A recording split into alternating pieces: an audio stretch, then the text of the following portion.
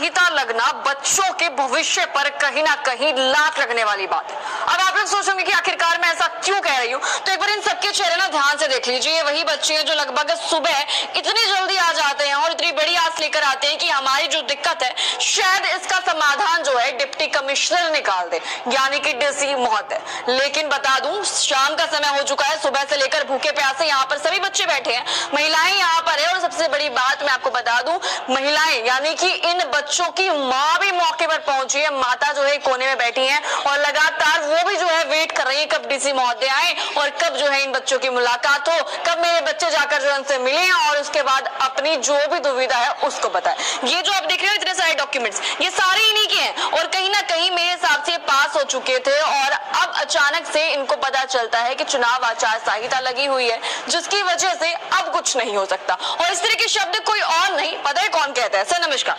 नमस्कार। क्या कुछ पूरा मामला है, पहले ये बताइए।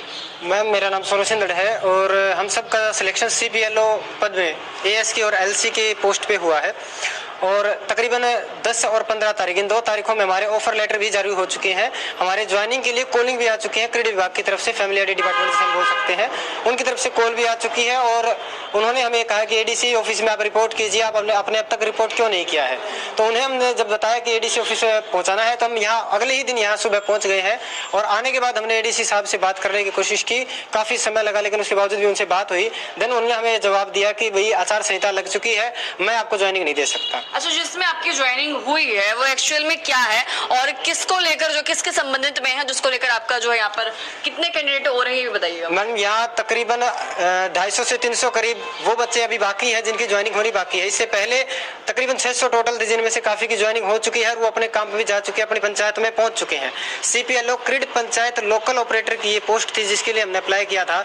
2 एग्जाम हम इसकी दे चुके हैं और 2 एग्जाम देने के बाद वे इतने सरप्राइजेस निकल के आ रही है कि हम खुद हैरान है कि हम करें या ना करें। ये सबसे बड़ी बात तो ये है कि इसमें हमारी सैलरी जो है उस सैलरी में भेदभाव कर रहे हैं। सबसे पहला जो LC पद के लिए है उनको कोई सैलरी नहीं दी जा रही, सिर्फ कमीशन बेस पे, और दूसरे जो CPLO AS के लगे हैं उनकी केवल 6000 रुपये सैलरी है और 6000 रुपये सैलरी के लिए भी हम यहाँ बाहर सुबह 10 बजे से बैठे हैं भूखे प्यासे और हमारी कोई वैल्यू नहीं देखी जा रही।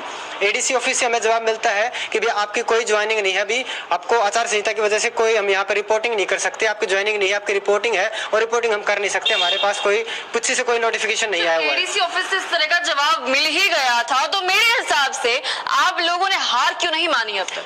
मैडम, हार माननी होती तो अब तक यहाँ खड़े नहीं होते, क्योंकि धैर्य लेकर के बैठे हैं और ये टूटने नहीं देंगे। आज हमें लिखित रूप में ये लेकर के जाना, क्योंकि हमें पता है कि अगर आज हमने कदम नहीं उठाया, अभी हमारे बहुत से भाई ऐसे हैं, बहनें ऐसी हैं जो अभी भी उनको पता नहीं, और आपके चैनल के माध्यम से हम उनको बताना चाहते हैं भाई आओ, वरना आप बैठे रह जाओगे। आचार संहिता लग गई है, कुछ भी, बट हमारे लेटर्स जो हैं वो 10 और 15 तारीख के ही है, इसके बाद के नहीं।